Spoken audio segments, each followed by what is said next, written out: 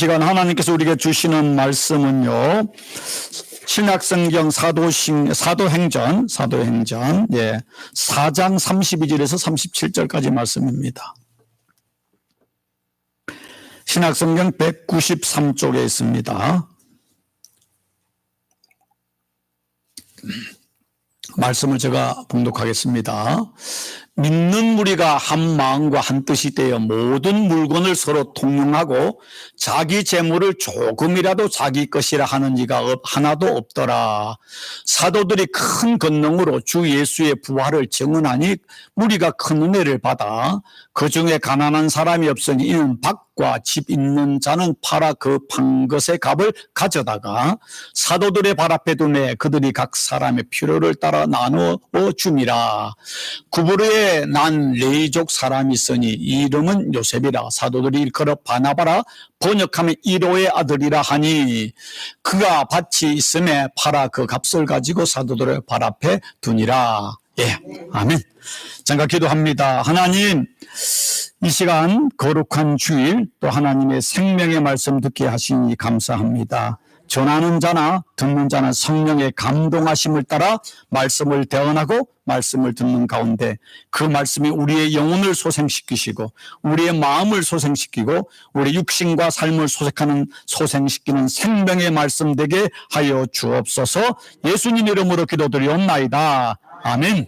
예, 가슴에 손을 얹으시고 나는 하나님이 사랑하는 존귀한 하나님의 자녀이다. 예, 다시 한번 시작. 나는 하나님이 사랑하는 존귀한 하나님의 아들이다. 아멘. 할렐루야. 옆에 있는 분들 예수 안에 모든 희망이 있습니다. 아멘. 예. 한 분이 유럽을 여행을 갔습니다. 그랬는데 소매치기한테 핸드백을 빼앗기게 됐습니다. 소매치기 가지고 막 도망가니까 이 여자가 뭐라고 했겠습니까? It's my bag 그랬습니다. It's my bag 그랬더만은 훔쳐도 도망가는 소매치기 하는 말이 It's my job. 저의 영어를 알아들으시네요.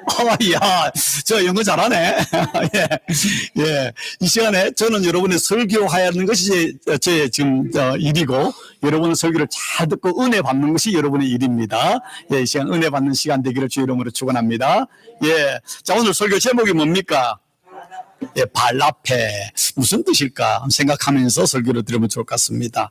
여러분, 만약 여러분이 지금부터 한 200년 전에 한국의 조선시대에 태어날 수 있다면 여러분 태어나겠습니까? 절대요. 그러면 200년 조선시대에 태어나는데 여러분이 왕족이나 귀족의 자녀로 태어나는 것 어떻습니까? 괜찮아요? 그걸 돌려보내드릴까? 아니에요. 대부분 아니라고 하는데 여러분 200년 전에 조선시대에 왕이 누렸던 그 물질의 풍요와 편리함보다 지금 여러분이 훨씬 풍요롭고 훨씬 편리한 시대를 살아가고 있습니다. 그렇지 않습니까? 여러분 아까 말했던 것처럼 다 옛날로 돌아가고 싶지 않습니다. 너무나 풍요로운 시대. 여러분 옛날 왕이랬는데 왕이 있을 때 자동차가 있었습니까? 에어컨이 있었습니까? 냉장고가 있었습니까? 아무것도 없었잖아요. 여러분 집에 냉장고 몇 대씩 있잖아요.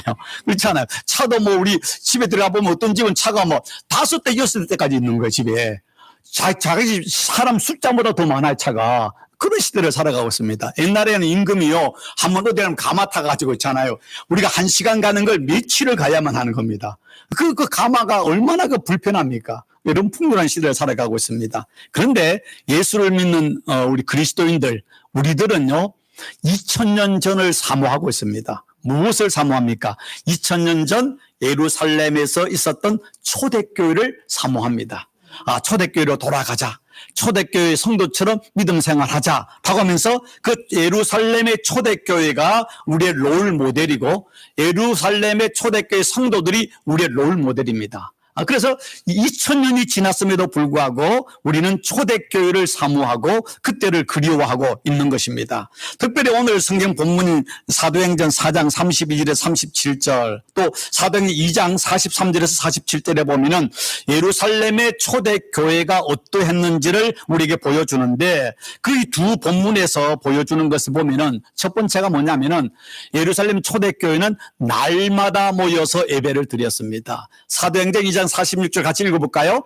날마다 마음을 같이하여 성전에서 모이기를 힘쓰고. 여러분, 제가 여러분에게 초대교회로 돌아갑시다고 날마다 모여서 예배 드린다면 여러분 좋아하겠습니까? 싫어하겠습니까? 어떤 분들은 좋아하겠지만 대부분 저 목사 미쳤다. 저 뭐 하는 짓이야. 근데 초대교회는 날마다 모여서 예배하는 예배의 공동체에 있다. 예배에 생명을 걸었다. 목숨을 걸었다. 예배를 정말로 소중하게 여겼던 교회가 초대교회입니다. 두 번째, 예루살렘의 초대교회는요, 기도에 힘쓴 교회였습니다. 사도행전 2장 42절 같이 읽어볼까요? 그들이 사도들의 가르침을 받아 서로 교제하고 떡을 떼며 오로지 기도하기를 힘쓰니라. 여러분, 오늘날 교회 성도들 기도 잘합니까? 안 합니까? 예, 안 합니까? 하기나도 대충 기도하는 건지 안 하는 건지 자는 건지 기도하는 건지 모릅니다. 그런데 초대교인들 오로지 기도해. 아침이나 저녁이나 또 밥 먹을 때나 또 일할 때나 항상 기도해. 기도에 어떤 목숨을 걸 정도로 기도를 열심히 하는 교회가 예루살렘 교회였습니다. 또 세 번째는 한마음 한뜻이었다. 사도행전 4장 32절 읽어볼까요? 믿는 무리가 한마음과 한뜻이 되어. 오늘날은 교회가 성도들이 마음이 한마음 한뜻입니까? 열마음 열뜻입니까? 교회는 숫자만큼 뜻이 있고 또 마음이 있잖아요. 자기가 주인이야. 자기가 하나님이야. 자기가 성경이야. 그런 시대를 살아가고 있습니다. 그런데 초대교회는 한마음 한뜻이 되었다. 하나 되는 교회. 정말로 서로 화합하는 교회였습니다. 아까 우리 성문사님도 기도했지만 한국이나 미국 좀 정치적으로 참 이렇게 갈라져 있잖아요. 좀 우리가 기도할 것은 뭐 어떤 자든 우든 진보든 보수든 서로가 다른 것이지 서로가 틀린 것이라고 하고 서로를 적대시하면 안 되는 것입니다. 예수 믿는 사람들도 서로 정치적인 성향이 있을 수 있습니다. 그러면 나와 같으면 할렐루야, 나만 다르면 적이라 생각. 이거 잘못된 겁니다. 세상의 정치와 사상은요 바뀌고 있어요. 바뀌면 어제의 좋은 게 오늘 나쁜 것이, 오늘이 나쁜 것이 내일 좋은 게 될 수 있는 겁니다. 그렇기 때문에 우리의 영원한 변하지 않는 것은 예수 그리스도가 진리고, 세상의 모든 것은, 모든 세상의 진리는 변한다는 사실이 진리인 것입니다. 변하지 않는 거 없습니다. 하나님 외에는 다 변하는데 변하는 그것이 진리인 것처럼 우리가 부여잡으면은 우리가 뭡니까? 한마음 한뜻이 아니라 우리가 각자가 주인 되는 겁니다. 근데 초대교회는 예수 그리스도의 한마음 한뜻이었다라고 하고요. 네 번째는 큰 은혜를 받았다는 거예요. 성령 충만한 교회였습니다. 사도행전 4장 33절 같이 읽어볼까요? 사도들이 큰 권능으로 주 예수의 부활을 증언하니 무리가 큰 은혜를 받아, 큰 은혜, 큰 권능, 큰 은혜, 한마디로 뭡니까? 성령에 충만한 교회였다. 성령에 충만한 교회. 여러분 정말 저와 여러분이 하나님의 큰 은혜를 사모하는 성도가 되기를 주 이름으로 축원합니다. 그 다음에 다섯 번째, 그렇게 성령 충만하고 은혜를 받으니까 어떤 결과가 일어나는가 하면 온 백성에게 칭찬을 받았다. 사도행전 2장 47절 읽어볼까요? 하나님을 찬미하고 또 온 백성에게 칭송을 받으니. 여러분, 교회가 세상에서 빛과 소금의 역할을 감당하고 또 전도하고 선교하기 위해서 가장 중요한 게 뭡니까? 교회 안에서 잘하는 거 소중하지만 교회 안에서만 잘하는 거 이거 아닙니다. 뭐 많은 목사들이 교회 안에서 충성해라, 교회 안에서 빗대고 교회 안에 가다 넣는데 그건 잘못. 차라리 교회 안에서 봉사 안 하고 교회 안에서 잘 못할지라도 밖 세상에 가서 그리스도인답게 살아야 되는 것입니다. 세상 사람들에게 저 사람 하인스빌 열린 장로교 성도야, 하인스빌 장로교 집사야, 건사야, 장로야, 목사일 때 역시 하인스빌 열린 장로교의 성도는 다르다. 칭찬을 받는 것이 하나님께 영광인 것입니다. 세상 사람, 아이고 저 사람이 교인이래, 저 사람이 열린 장로교의 뭐 성도래, 그러면서 우리를 조롱한다면은, 우리를 비판한다면 하나님의 얼굴에 침 뱉는 것입니다. 정말로 초대교회는 세상 백성들에게 칭찬받는 교회인데 우리 교회도 세상 사람들에게 칭찬받는 교회와 성도 되기를 주 이름으로 축원합니다. 그리하니까 하나님 어떻게 하셨습니까? 날마다 구원의 역사, 부흥이 일어났습니다. 사도행전 2장 47절 읽습니다. 하나님을 찬미하고 또 온 백성에게 칭송을 받으니 주께서 구원받는 사람을 날마다 더하게 하시니라. 여러분, 구원은 하나님이 주시는 겁니다. 부흥은 하나님이 주시는, 언제? 하나님을 참 예배하고 기도하고 온 백성의 칭찬을 받으니까 하나님이 그 교회를 부흥시켰다는 것입니다. 우리 교회가 부흥되면 어떻게 합니까? 하나님께 기도하고 예배하는 것만이 아니라 세상 사람이 칭찬을 받으면, 세상에서 빛과 소맥을 감당하면 하나님이 우리 교회를 부흥하게 하고 하나님이 잃어버린 영혼들 우리에게 보내주시는 겁니다. 우리에게 보내려고 하는데, 아이고, 저기에 보면 저 사람 때문에 가면 시험 들어, 저 사람 때문에 가면 또 같이 이상해질 것 같고, 하나님이 불안해서 못 보낼 수 있지 않습니까? 저 같은 경우는 제가 아는 성도님은 이사를 갔다 또 그 지역에서 이야기합니다. 목사님, 좋은 교회 좀 소개시켜 주세요 하면은, 교회는 많아요. 그렇지만 저분을 정말 어느 교회에 제가 추천해 드려야만이 저분이 그곳에서 정말 행복하게 정말 은혜로운 정말 설교를 듣고 신앙생활을 할까 하면, 교회는 많은데 정말 추천할 교회가 많지가 않잖아요. 우리 교회라고 별 차이 있겠습니까? 그러나 중요한 것은 자신 있게, 야, 하인시빌로 사바나로 이사 왔어? 그럼 1시간 거리라도, 야, 하인시빌에 열린 장로교회 가야 은혜 받아.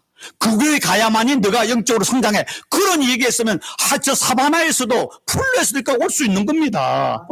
중요한 거리가 중요한 게 아니잖아요. 저 하나님을 찬미하고 백성의 칭찬받는 교회가 돼서 부흥하는, 그런 물론 숫자적 부흥도 중요한 영적인 부흥이 일어나고 복받는 저희가 되기를 주의 이름으로 축원합니다. 자, 7번째는 기사와 표적이 많이 일어났다는 것입니다. 사도행전 2장 43절 같이 읽어볼까요? 사람마다 두려워하는데 사도들로 말미암아 기사와 표적이 많이 나타났다는 것입니다. 근데 그중 또 사도행전 5장에 보니까 심지어 병든 사람을 메고 거리에 나가서 침대와 요에 누기고 베드로가 지나갈 때 혹 그의 그림자라도 누구에게 덮일까 하고, 그림자라도 덮일까. 야, 이거 대단한 거 아닙니까? 그러면서 예루살렘 부근에 수많은 사람들이 모여 병든 사람과 더러운 귀신에게 괴로움 받는 사람을 데리고 와서 다 나음을 얻었다. 이 놀라운 사실이죠. 놀라운 사실. 이런 일이 일어나면은 이 교회 다 뚫고 이게 5,000명 되는 교회를 만들어도 쏟아져 올 거야. 애틀란티스 올 거라고요. 저 비행기 타고 저 LA시도 올 거란 말입니다. 예. 초대교회는 이런 역사가 일어났다는 것입니다. 자, 그런데 그 다음에 이 사도행전 2장과 4장에 두 번이나 반복해서 공통적으로 이야기하는 또 다른 초대교회의 어떤 특징이 나오고 있습니다. 그게 뭔가 하면은 2장 44절 45절에 믿는 사람이 다 함께 있어 모든 물건을 서로 통용하고, 또 같이 읽어볼까요? 재산과 소유를 팔아 각 사람의 필요를 따라 나눠주며, 그 성도들이 자기들의 동산, 부동산, 집이나 또 집에는 보석이나 그리고 팔아가지고 교회에 그걸 다 헌금했다는 것입니다. 또 사도행전 4장 32절 34절 보면 믿는 무리가 한망한 뜻이 되어 모든 물건을 서로 통용하고 자기 재물을 조금이라도 자기 것이라 하는 이가 하나 없더라. 그 중에 가난한 사람이 없어 이는 밭과 집 있는 자는 팔아 그 판 것을 가져다가 사도들의 발 앞에 두매 그들이 각 사람의 필요를 다 나눠주니라. 여러분, 오늘날 만약에 여러분 하나님께 여러분 칭찬받고 복받으려면 여러분 당장 집에 집 문서 가져오고 집에 있는 보석들 다 가져오, 통장 가져오십시오. 그 팔아서 바치십시오 하면 여러분 교회 나올 사람 있습니까? 교회를 나오는 게 아니라 목사를 쫓아내겠죠. 저런 목사 이단이다 하지 않겠습니까? 근데 초대교회는 이런 사건이, 이 이야기가 다른 특징이 사도행전 2장이나 4장에 이렇게 따로 나오면 굳이 두 개 반복되지 않는데 이것을 두 번에 강조했어요. 그들의 재산과 소유를, 밭과 집을 팔아 그 판 것을 가져다가 교회에 헌금했다라고 이야기했습니다. 그럼 여러분 속으로 저 박종신 목사가 헌금 많이 하려고 지금 헌금하라고 지금 설교하는구나, 그렇게 이해는 하지 마시기 바랍니다. 여러분 이미 마음속에 뭔가 열등감이 있거나 뭔가 편견을 가지면 목사가 또 헌금 많이 하라고 지금 설교하려고 지금 우리를 좀 세뇌시키고 있구나, 그렇게 말하는데 저는 여러분의 기대대로 설교하지 않습니다. 예, 성경대로 설교하죠. 자, 근데 이 오늘 말씀드린 아까 이것처럼 사도들이 큰 권능으로 주 예수의 부활을 증언하니 무리가 큰 은혜를 받았다. 큰 은혜를 받으면 어떤 사건이 일어납니까? 삶의 변화가 일어납니다. 가치관의 변화, 언어의 변화, 삶의 변화가 일어나는데 그 변화를 대표적으로 말하는 게 뭔가 하면은 그들이 자기들의 재산을 팔아서 하나님께 드렸다라는 말로 지금 이야기를 하고 있습니다. 여러분 세상 살면서 뭐니 해도 뭐가 최고라고요? 예, 돈이 최고다라는 세대를 살고 있습니다. 그렇다면 그들이 돈을 하나님께 드렸다는 건 무엇입니까? 이 말을 다르게 말하면 세상에서는 돈이 미래고 행복이고 나의 자랑이고 나의 능력이고 나의 보장이 되고 나의 유업이 되는데 이들이 돈보다 더 소중한 것을 발견한 겁니다. 뭡니까? 예수님이 나의 생명이다. 예수님이 나의 보배다. 예수님 나의 구원이다. 예수님 나의 축복이고 예수님이 보화 중에 보화라는 사실을 깨달은 것입니다. 그래서 그들이 그토록 땀 흘리고 수고하고 했던 귀한 그 집과 밭과 그 재산을 팔아서 하나님께 바쳤다. 이 말입니다. 예수님이 나의 생명이고 미래고 나의 전부라는 사실의 고백인 것이죠.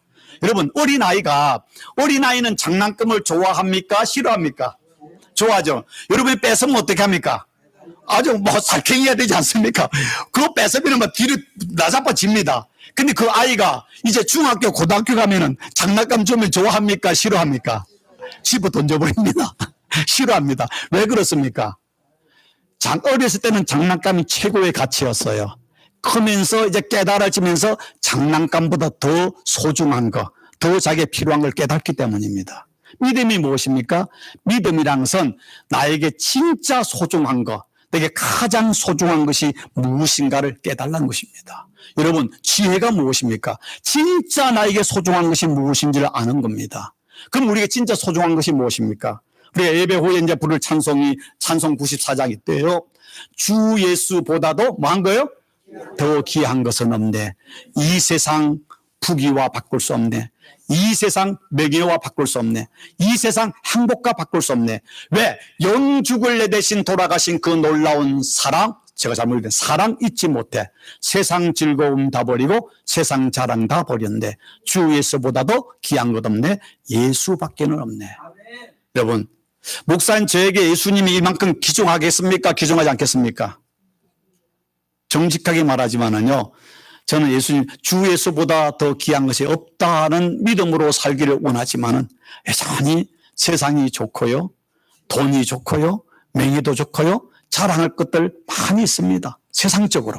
자랑하고 싶은 것들, 내가 부러워하는 것들 많이 있습니다. 그러나 기도하는 하나님, 정말로 예수님이 내게 최고로 귀중한 보화이고 축복이고 내게 전부라는 사실, 명예보다 돈보다 세상의 어떤 즐거움보다 그 어떤 물질보다 부귀 영화보다 예수님이 진짜 나의 생명이고 나의 전부라는 사실이 믿어질 수 있는 믿음을 달라고, 입술로만은 아니라 내 삶의 고백이 되게 해달라고. 이건 기도입니다. 왜? 인간은 육신을 가지고 있고 끊임없이 유혹과 우리 안에 욕심과 집착과 애착이 있기 때문에요, 하나님 주여 주여 하지만은 돌아서면 우리는 뭡니까? 머니 달라 돈 하면서 돌아버린 세상을 살아가고 있습니다.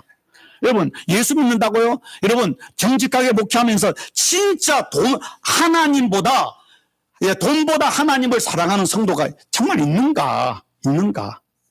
이거는요, 성경 때 힘으로 능으로 되지 아니고 하나님의 영으로 된다는데, 여러분, 하나님 돈보다 세상의 물질과 쾌락보다 하나님을 더 사랑하는 거요, 이거요, 우리 힘으로 안 됩니다. 하나님이 도와주셔야만 합니다. 하나님이 도와주지 않으면 당장 보는 돈에 눈이 획 돌아가지 하나님께 안 돌아갑니다. 그러나 이것은 주의하지만 나가는 순간엔 돈 달라 하잖아요. 우리는요, 하루 종일 거기에 묵상한, 돈에 울고 돈에 웃고 돈 때문에 죽이고 돈 때문에 살고 돈 때문에 희덕거리고 돈 때문에 미쳐버리고 그런 세상 살아가요. 우리도 저희 예의가 아니에요. 인정하셔야 돼요. 몰라, 여러분은 모르겠어요. 저는 그래. 네. 우리 목사님 저가 그런데 뭐 여러분이 뭐 오죽하겠습니까? 예, 물론 어떤 면에서는 훨씬 성도들이 저보다 믿음이 좋은 걸 제가 발견하고 때로는 부끄럽기도 하고 때로는 존경하기도 하고 때로는 회개도 합니다. 근데 여러분, 감리교를 창시한 요한일설 목사님 얼마나 훌륭한 목사님입니까? 그분이 한 유명한 말이 있습니다. 같이 한번 읽어볼까요? 나는 주머니가 회개하지 않는 사람의 회개는 믿지 않는다. 이 말의 뜻이 뭡니까? 내 주머니는 it's my money, it's mine. 그 돈이 내 것이라고 하면서 내 자신을 움켜쥐는 사람의 그 회개, 그 사람의 믿음 믿지 않겠다는 거죠. 주머니를 하나님께 내놓지 못하면, 그 돈을 하나님께 내려놓지 못하면, 이거는 하나님께서 내게 맡겨주신 것이고 하나님의 뜻대로 살라고 하나님이 주신 것이지 내 것이 아니라고 하면서 하나님의 뜻을 따라 그 돈을 쓰지 않는 사람은, 하나님께 인색한 사람은, 하나님의 나라와 의를 위해 그 돈을 쓰지 않는 사람은, 그 사람의 회개는, 그 사람의 믿음은 가짜다라는 것입니다. 여러분이 드리는 11조, 여러분의 헌금의 뜻이 뭡니까?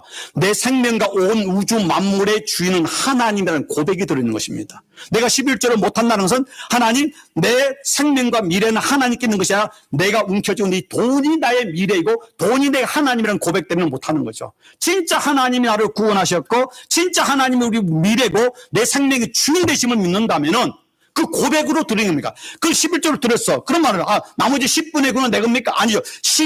11조를 드릴 때 나머지 10분의 9가 내 것이 아니라 하나님이 내게 주신 맡기는 달란트이기 때문에 하나님의 뜻대로 쓰겠다는 고백이 들어있는 겁니다. 어떤 사람 11조 드렸으니까 나머지는 내 마음대로 써도 되고 내가 먹고 싶으면 먹고 내가 사고 싶은 걸 사고, 아니에요. 10분의 9를 하나님의 뜻대로 이웃을 사랑하고 하나님을 경외하는 일에 쓰겠다는 고백인 것입니다. 여러분, 사치하는 것을요, 그건 하나님께 여러분 회개하십니까? 돈이 집이 여러분 옷도 있고 다 있는데 괜히 심심해가지고 아울렛 가가지고 그 순간에 그 할인한다는 그 말에 유혹돼가 막 사가지고 여러분 그 귀한 돈을 그곳에 쓰는 거 여러분 회개하십니까? 이거 내 돈인데 왜? 아니에요. 여러분 돈은 아니에요. 예수님께서 달란트를 때 달란트를 남기고 왔다는 뜻이 문제입니다. 하나님이 내게 주신 달란트, 물질, 생명, 또 재능, 이 모든 걸 하나님의 뜻대로 쓴다는 것이 남기는 것입니다. 내 뜻대로 쓴다는 것은 묻어두는 것입니다. 아니, 그건 없애버리는 것이죠. 여러분, 하나님이 우리를 구원한 그 구원의 가치, 십자가의 은혜가 얼마만합니까? 예수님께서 말씀하지 않습니까? 사람이 만일 온 천하를 얻고도 자기 목숨을 잃으면 무엇이 유익하리요? 이 말이 뭡니까? 예수님이 이 땅에 오셔서 십자가에 죽으시고 부활하심으로 우리를 구원해 주신 그 영생, 그 천국은 온 천하를 다 두고도 살 수 없는 겁니다. 하나님이 우리에게 주신 십자가의 은혜는 내가 만약에 최고의 앨런 머스크처럼 부자, 그 사람의 4천억 달러 돈을 다 하나님께 헌금한다고 구원받을 수 있는 게 아니에요. 앨런 머스크가 4천억 달러 넘는 돈이라 달러를 하는데 그 돈이 아니라 4천억이 아니라 4조 4경 달러의 돈이 있을지라도 그 돈으로 우리 생명을 바꿀 수 있습니까? 그게 십자가의 은혜예요. 그런데 우리는 하나님의 그 엄청난 은혜를 받았음에도 불구하고 하나님께 인색하고 하나님의 이름으로 하나님의 나라와 의를 위해 살아가는데 우리는 인색하고 내 욕심과 내 정욕과 내 탐욕을 따라 살아간다면은 그것은 하나님을 사랑하는 게 아니죠. 내 욕심을 위해서, 내 욕망을 위해서, 내 집착을 위해서, 내 그 무엇인가를 위해서 하나님은 내 인생의 수단이고 내 인생의 도구이지 내 인생의 종이지 하나님이 주인인 게 아닙니다. 우리가 하나님 주야 하지만 실상 우리가 기도하는 게 뭡니까? 내 안에는 욕심, 내 안에는 인간적인 세상의 성공, 자랑, 그것을 위해서 주십시오 하면서 하나님은 내 인생에 하나님이 청직이고 내 욕망이 주인되고 물질이 주인되는 게 솔직한 우리의 모습 아닙니까? 주님은 아세요. 적어도 우리가 하나님 앞에 내가 그러한 존재라는 사실만큼은 고백해야죠.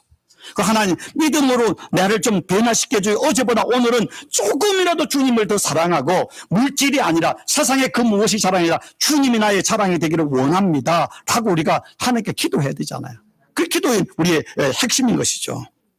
여러분, 오늘 교회가 초대교로 돌아가자는데 기도하자, 예배 드리자, 그 다음에 또 전도하자 이러 하는데 이 마태복음 사도행전 2장과 4장 통일해 놨던 사랑하는 성도 여러분, 초대교회 성도 여러분처럼 우리 집과 밭과 재산, 동산과 부동산을 팔아 하나님께 다 바치십시다. 이렇게 설교해서는 아무도 없거든요. 이렇게 하면 아무도 아멘할 사람이 없거든. 저 여러분의 사랑하는 성도 여러분이 초대교회처럼 예루살렘 교회처럼 여러분 다음 주에 여러분의 재산과 집과 밭과 증권과 통장 다 하나님께 바치십시오 하면 여러분이 아멘할 사람이 있습니까? 예? 저 안 어쩌도 못해. 저 바칠 것도 없지만은, 집도 은행 거고, 없습니다. 그렇지만, 그래도 못해. 뱅크 어카운트에 몇천 불이 있는 거, 그거 써야지, 그거 어떻게 하나님께 바쳐. 그렇지 않습니까? 휴가도 가야 되고, 맛있는 거 사먹어야 되고. 그런데 오늘날 가염 초대교회처럼 이렇게 할 사람이 10,000명 중에 1명 있겠습니까? 그러면 그 10,000명 중에 한 명만 구원받고 나머지 9,999명은 구원 안 받습니까? 그래서 구원은 하나님의 은혜입니다. 그래서 예수님이 십자가에 죽으셨습니다. 우리가 구약의 율법대로 하면은 그렇게 해야 되는데 우리는 그렇게 할 수 없어요. 그래서 예수님이 십자가에 죽으시고 예수를 믿기만 하면, 예수 이름 부르기만 하면 구원받는 은혜를 주셨잖아요. 그런데 그런 은혜를 진짜 받은 사람은 내가 바쳐서 구원받는 건 아니지만 진짜 십자가 은혜를 알고 나를 구원한 그 생명이 얼마나 소중한 것을 알았다면은 우리의 삶이, 우리의 주머니가, 우리의 가치관이 바뀌는 건 사실이잖아요. 여러분이 만약에 죽을 병에 걸렸는데 병원에서 시한부야, 못 산대. 그런데 유명한 치매 대가가 지나가다가 그 소식을 듣고 여러분 집에 침을 딱딱딱 나왔어. 그래서 1차, 2차 며칠을 하니까 병에서 나가버렸어. 그럼 그 사람이 그 병을 낫게 한 그 사람에게 어떻게 하겠습니까? 간절을 하면서 내가 어떻게 갚겠습니까? 하고 뭐 있는 것도 다 주지 않겠습니까? 그리고 사람들에게 만날 때마다 그 사람이 나겠습니까? 그 사람은 명인입니다. 신입니다. 그 사람을 자랑하지 않겠습니까? 근데 여러분, 그렇게 나은들 그 사람이 1년 살 걸 10년 더 살지만 죽어요. 그러면 천년을 죽는 거예요. 근데 예수님이 우리를 구원한 것은 영생이잖아요. 비교할 수 없잖아요. 근데 아직 아틀란타 가가지고 침을 맞아가지고 조금 그것 때문에 나왔는지 뭐 때문에 아니 나을 시간이 나는지 모르겠는데 나도 우리는 자기가 애틀란타까지 운전해 가서 밥 사 먹고 그다음에 침 맞고 돈 주고 약 400불 주고 약 지어 와서 먹었는데도 자랑을 해. 그런데 예수님의 은혜에 대해서 여러분 나가서 자랑합니까? 진짜로 하는지 내가 모르고서나. 자, 그런데 제가 참 이 설교하면서 뭐 가끔 말씀드리는데요. 제가 그전 목회할 때 그 여자 장로님의 남편이 돌아가셨어요. 그러니까 그 여자 장로님이 교회 사택으로 한 채를 집을 이렇게 헌납을 했어요. 그 사택에 제가 들어가 살았습니다. 그러다가 이제 이분이 또 남편 돌아가면 다시 유언을 써야 되잖아요. 유언을 쓰면서 유언장을 제가 하나 가져왔어요. 목사님이 가지고 계셔야 됩니다. 그래서 딱 보니까 또 자기가 죽으면은 누남 동료가 정말 귀한 동료가 있는 딸이 있음에도 불구하고 자기가 죽으면 또 집 한 채를 교회에 바치겠다는 거예요. 근데 하여튼 나머지는 딸에게 하는 겁니다. 집에 한 4대째 있었어요. 그리고 그럼 여속으로 4대째 있으니까 뭐 그래 바칠 수 있겠지. 천만에 만만에 콩떡이 10채 있다고 한 채 바칠 수 있는 줄 아십니까? 가진 사람은 더 갖고 싶어요. 여러분, 거지가 햄버거 하나 먹고 싶은 것보다요, 재벌이 자기 재산을 2배로 늘릴 욕망이 훨씬 더 큽니다, 인간은요. 근데 이분이 한 채 바치고 또 하니까 교인들이 감동을 했을까, 안 했을까요? 감동하죠. 이분은 한 번도 그걸 자랑하거나 바쳤다 말한 적 없었습니다. 그런데 그에 감동한 성도들이 감동해가지고 헌금을 더 할까요, 안 할까요? 감동만 하지 더 헌금한 사람 못 봤습니다. 교회 직분자인데도 11조도 안 해요. 그걸 대단하다 말은 해. 그런데 자기는 안 바뀌어. 그런데 지금 그 2채를 바쳤는데 제가 이제 마지막 2채는 이분이 제가 교회를 나오고 난 뒤에 이제 돌아가셨는데, 몇 년이 돌아가셨는데 그 집은 되게 또 비싼 집이에요. 사택보다 더 비싼 집이에요. 2개 합하면 지금 시가로는 한 100 몇십만 불 됩니다. 교인들이 감동을 하지만은 제가 말하는 것은 참 그분을 생각할 때 이분이 천국에서 어떻게 계실까 가끔 그 장로님을 생각합니다. 참 고마운 분, 참 믿음이 좋으신 분, 그러면서 목사에게 최고의 영광은 뭔지 아십니까? 목회를 마치고 어디 갔을 때 그 교회 성도들 중에 감동이 되고 기억나는 성도, 그게 참 좋잖아요. 목사가 기억하는데 하나님이 얼마나 감동하고 기억하겠습니까? 하나님이 나를 기억해 주시는 거. 천국에 내 이름을 불러준다니까 하나님이 나를 기억하고 있다는 것이지 않습니까? 갔는데 그냥 이름만 불러주는 게 아니라 야, 네가 이 땅에 살면서 이렇게 주의 이름으로 이런 일을 했구나 하고 우리에게 정말 칭찬해 주면은 그거보다 더 큰 영광과 축복과 밀관이 어디 있겠습니까? 그게 우리 삶의 최고의 소망이죠. 여러분, 믿음은요, 우리가 헌금과 헌신으로 구원을 받지 않지만은 믿음으로 구원받은 사람의 믿음의 수준은 그 사람의 헌금과 헌신에 비례합니다. 비례합니다. 제가 비례한다는 말은 헌금을 많이 한다는 것이 아니라 성경에 주님의 말씀한 것처럼 한 가부가 헌금함에 2랩돈을 넣었습니다. 오늘 말하면 코로 2개 넣은 겁니다. 50센트 넣은 겁니다. 만약 오늘 50센트 교회 하면은 재정 보시는 우리 교회 장로님이나 우리 집사님은 은혜가 충만해도 감사를 받지만은 다른 교회 장로님은요, 재정하는 것에 짜증냅니다. 이 돈이라고 냈냐? 내지 말지. 그런데 예수님은 그 말에 그 사람이 감동했잖아요. 그 사람은 가난한 중에 자기 전부를 바친 것입니다. 여러분, 내가 얼마를 바치냐가 중요한 것이 아니라 내 수입에, 내 자산의 몇 퍼센트를 드리냐가 중요한 것입니다. 어마운트가 중요한 게 아니라 퍼센테이지가 중요한 것입니다. 왜? 그 안에 하나님을 향한 내 사랑과 내 마음과 감사가 들어있기 때문입니다. 자, 오늘 설교 제목이 뭐라고요? 발 앞에. 왜 제가 발 앞에로 했겠습니까? 자, 오늘 설교 본문에 보면은요, 사도행전 4장에 보면은 이는 밭과 집이 있는 자가는 팔아서 그 판 것을 값을 가지고 어디에 갔다고? 사도들의 발 앞에 두매. 또 바나바를 대표적으로 예로합니다. 바나바는 밭이 있음에 팔아서 그 값을 가지고 어디에? 사도들의 발 앞에 두니라. 또 5장에 보면 아나니아 삽비라 이야기가 나오는데 그 값에서 얼마를 감춤에 그 안에도 알더라. 얼마를 가져다가 어떻게 해요? 사도들의 발 앞에 두니라. 우리 같으면은 바나바가 아나니아 삽비라가 성도들의 집을 팔아 또 밭을 팔아 가지고 그 헌금을 하나님께 헌금으로 드렸다. 제단에 바쳤다. 이렇게 하는 게 맞지 않습니까? 그렇게 하면 되는데 헌금 안에 넣었다. 이렇게 하면 되는데 성경에는 3번이나 반복해. 왜? 사도들의 발 앞에, 다른 말로 사도들의 발 아래. 사도가 여기 앉아 있습니다. 그러니까 만약에 여러분이 제가 앉아있는데 목사님 제가 집을 팔은 헌금 가져왔습니다 하면 저는 신발도 안 벗고 따뜻 올라가고 어이구 하고 받겠지 않습니까? 그리고 이거 놓겠지 않습니까? 여러분이 헌금을 가져왔습니다. 제가 받았는데 목사님 성경금으로 쓰려고 감동하려고 제가 10,000불 가져왔습니다. 그러면 제가 받아가지고 그래요? 이거 탁 놔버리면 만약에 여러분 봉투를 이런 헌금 가지고 이것을 여기 탁 요래 놔버리면 여러분 기분 좋겠습니까? 나쁘겠습니까? 내가 무슨 발에 낀, 내가 때로 하는 거야, 그러지 않겠습니까? 그런데 오늘 왜 발 앞에라는 말을 썼을까요? 발 앞에. 여러분, 인생 살 때도 식당을 가거나 어디 잔치에 가면은 어디에 앉느냐가 중요합니다. 위치가 중요합니다. 상석이 있고 하석이 있습니다. 축구를 하는데도요, 축구를 잘하는 사람은 실력도 좋지만 진짜 실력이 뭔지 아십니까? 위치를 성경을 잘해야 됩니다.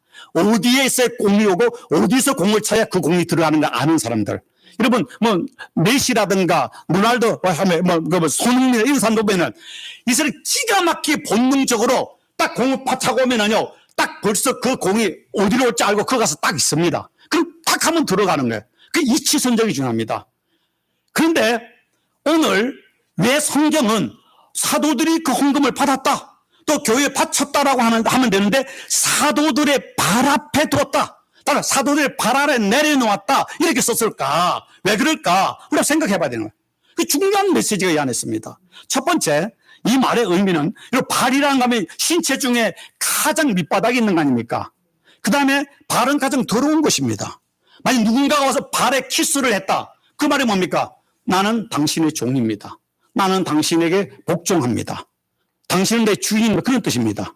그리고 우리 사람들 좀 취급을 잘못하면 발톱에 낀 뭐라고 그럽니까? 때만도 못하게 된다고. 그 말은 가장 모욕진. 발이 얼마나 소중한데요. 발톱이 얼마나 소중한데요. 그런데 그 말의 상징, 그 말의 의미를 가지고 있는 것입니다. 이 말은 초대교회 성도들이 자신 은혜를 받아서 자신의 전 재산을 팔아 하나님께 헌금을 드릴지라도 자신을 자랑하거나 목에 기부스를 하고 딱 이렇게 하지 않고 하나님의 은혜 앞에 겸손했다는 뜻입니다. 겸손했다는 것입니다. 어떤 사람은 교회 내가 헌금 좀 많이 했어, 내가 또 이런 건축 헌금을 내가 50,000불 했어 라고 하는 순간에 그 사람은 교회 대주주가 돼가지고 어깨에 딱 힘을 들고 나는 이 교회에 헌금을 가지고 많이 한 사람이야, 나는 이 교회 대주주야. 목사가 와도 목사 내가 너 하이했어. 그게 뭡니까? 그게 뭡니까? 그 사람은 헌금에 얼마나 건세를 가지고 있습니까? 헌금 한 금만큼 교회 힘을 파워를 가집니다. 주식을 가진 것처럼. 그런데 초대교회 성도들은 그러지 않고 비록 전 재산을 드릴지라도 하나님의 은혜 앞에, 이거는 조속지혜라 새발의 피다, 겸손했고요. 그 다음에 이것은 또 다른 의미는 왜 사도들의 발 앞이라고 하는가 하면 사도들의 영적 권위, 사도들의 가르침에 순종했다는 것입니다. 그 영적인 질서 앞에 자기들이 돈을 붙였대로 교회 영적 질서, 사도들의 영적 권위는 다른 말로 뭡니까? 하나님의 기름 부은 영적 권위, 바로 하나님의 영적 권위 앞에 순종했다는 것입니다. 이 소중한 것이죠. 그런데 자, 한국 제가 보여드렸습니다. 지금 글씨가 잘 안 보이죠?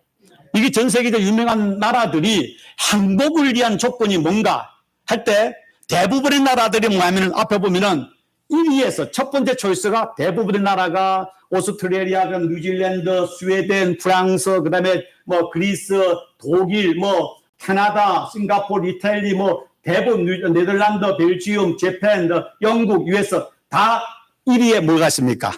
패밀리. 행복의 제일 우선이 가정이다. 가정입니다. 그 다음에 2위에 보면은 뭐 오큐페이션, 직장이나 그 다음에 또 2, 3위에 보면 친구들 2, 3위에 대부분 있습니다. 그런데 그 많은 나라에 유일하게 독특한 한 나라가 있습니다. 어느 나라입니까? 사우스 코리아. 사우스 코리아 행복의 조건의 첫 번째가 뭡니까? 돈입니다. 돈. 돈이 최고야. 이 한국 사람들입니다. 그 다음에 다른 나라는 대부분 1위가 패밀리고 보통 2, 3위 안에 뭐냐면 친구들이 있습니다. 관계, 가족이나 이웃 관계인데 한국 사람은요, 가족이 3위고 친구는 5위 안에 없습니다. 없습니다. 자, 동양은 또 6.25의 나라였는데 완전 한국은 물질 문명에 돈이 최고입니다. 돈에 살고 돈에 죽습니다. 교회 안에서 돈이 세 대접을 합니다. 그래서 교회 올 때마다 빚을 내서라도 옷이라도 차라도 좋은 거 타고 와야 돼. 그래야 취급받는 시대가 돼버렸습니다. 자, 한국의 크리스찬들이 말고 크리스찬은 다른가? 아이고, 교회나 세상에는 도끼인 객끼입니다. 돈 하고 있습니다. 그런데 오늘 이 성경의 우리중에 못하지 뭡니까? 한국이요, 2차 대전이 지나고 난 뒤에 식민지 지나고 6.25 그치고 나는데 한국의 1년 GNP가 얼마인지, 수입이 얼마인지 아십니까? 한국이 1년에 한 사람이 버는 돈이 오늘날 70불입니다. 한 달에 죽도록 일해 6불 벌어도 싶다는 나라입니다. 필리핀이 훨씬 한국보다 잘 살고, 아프리카는 나이지리아나 가나가 우리보다 더 잘 살았습니다. 그런데 불과 5, 60년 지나서 가장 가난한 나라에서 후진국, 중진국, 지금 선진국에 들어 세계 10위 경제대국에 들어있지 않습니까? 그래서 기적을 일으켰습니다. 2차 대전 이후에 민주주의를 완성한 나라도 한국뿐이 없습니다. 그전부터 다른 나라는 민주주의였지. 그런 기적을 이뤘는데 한국을 말할 때 기쁨, 행복을 잃어버렸습니다. 왠지 아십니까? 돈 하다가 행복을 잊어버린 겁니다. 그 말을 다르게 말하면 오늘 돈을 우리의 발 아래에 놓은 것이 아니라 돈이 우리 머리에 있는 겁니다. 돈을 이고 사는 겁니다. 돈이 하나님입니다. 하나님을 믿는 게 아니라 돈을 믿는 거예요. 돈이 내 행복이고 돈이 나의 미래고 돈이 나의 전부라고 생각하는 그 사고를 가졌기 때문에 한국은 그렇게 기적을 많이 이뤘지만은 행복하지 않고 불행합니다. 어저께 제가 한국신문을 보는데요. LA에서도 보니까 또 자기 60 몇 살 되는 아들이 90 몇 살 되는 아버지를 공원무지에서 총으로 쏴기고 자기도 죽은 거예요. 근데 그 지난 10년 동안 하는데 한국 사람이 가족을 죽이고 자기 죽인 사건이 10건이 넘더라고요. 이거는요, 미국에 있는 소수민족 중에 가장 많습니다. LA 한인 사회는요, 예수 믿는 퍼센테이지가 60% 70%잖아요. 그 대부분이 예수 믿는 사람들이에요. 근데 그 모든 일에 들어간 문제 아십니까? 심지어는 교회 사역자가 자기 딸과 아내를 죽이고 또 자기도 죽었어요. 그 문제 다 이유가 뭐냐? 돈 때문에. 돈이 민수입니다. 돈이 민수입니다. 여러분, 돈은 하나님의 발 아래, 돈은 내 발 아래에 있어야지 돈이 우리 머리에 있으면 그 사람은 불행할 수밖에 없습니다. 그 사람의 행복은 없습니다. 자, 오늘 에베소서의 말씀에 모든 통치와 권세와 능력과 주권과 이 세상뿐에 이 오는 세상에 일컫는 모든 이름 위에 뛰어나게, 예수 이름이죠. 모든 만물을 얻다가 그의 발 아래 복종하게 하시고 그를 만물 위의 교회의 머리가 되게 하셨느니라. 자, 우리가 세상의 통치와 권세와 능력과 주권과 물질과 그 모든 것이 예수님의 발 아래에 있습니다. 있어야 됩니다. 예수님의 말씀 아래에 있어야 되는 것입니다. 교회 영적 질서 아래에 있어야만이 그 돈이 하나님의 영광을 위하지 돈이 가슴에 있거나 돈이 머리에 있으면 안 됩니다. 하나님이 우리의 머리잖아요. 교회의 머리잖아요. 우리의 머리잖아요. 우리가 교회잖아요.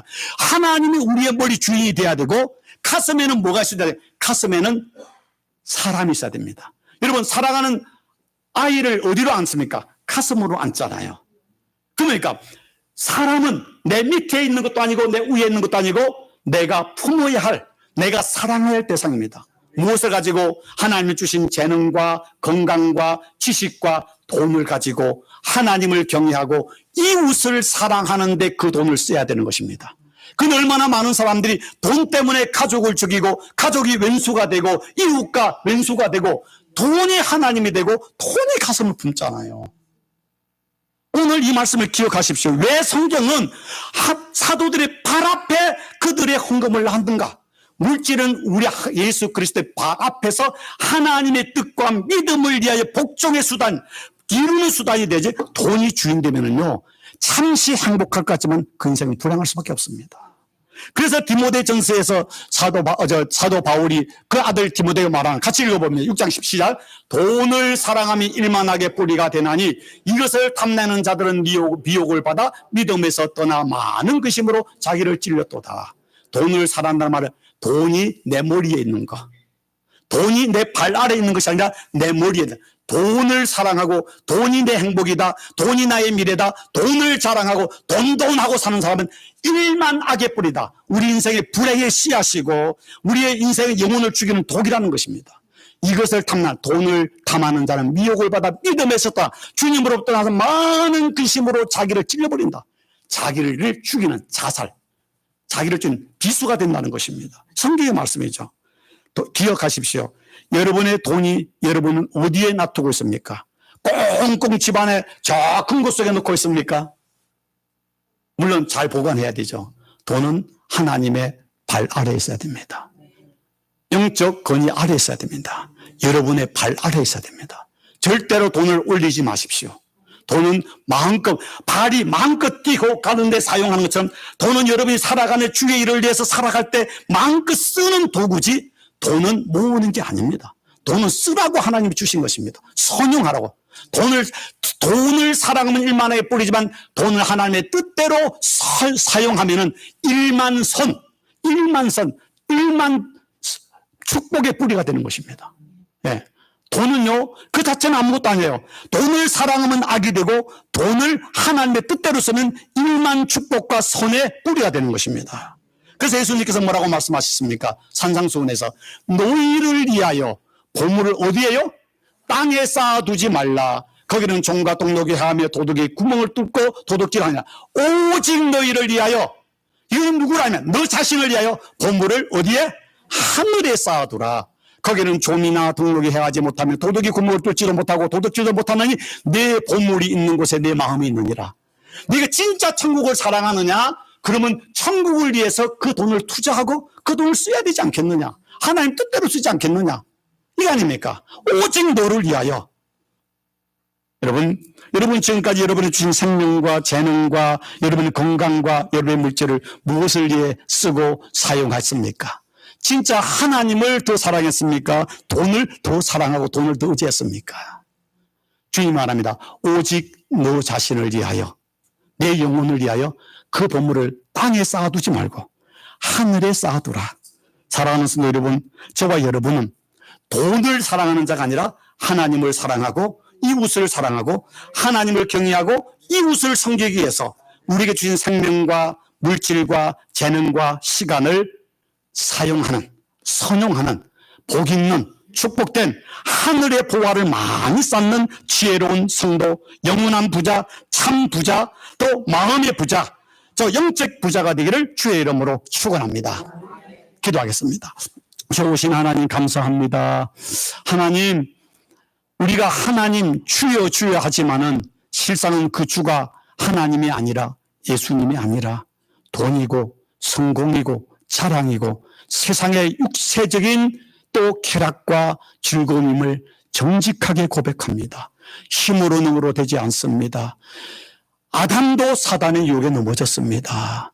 아버지 하나님, 우리로 하여금 정말로 하나님이 우리의 생명이고 온 천하를 다 주고도 바꿀 수 없는 우리의 구주 되심을 믿고 하나님을 머리로 모시고 이웃을 가슴에 품고 우리에게 주어진 재능과 건강과 물질을 가지고 하나님을 경외하고 이웃을 사랑하는 데 마음껏 써서 하늘의 보화를 쌓는 거룩한 참 부자, 영원한 부자, 영적인 부자, 마음의 부자, 참 승리자가 되는 은혜와 복을 더하여 주옵소서. 예수님 이름으로 기도드리옵나이다. 아멘. 우리 다 같이 찬양 드립니다.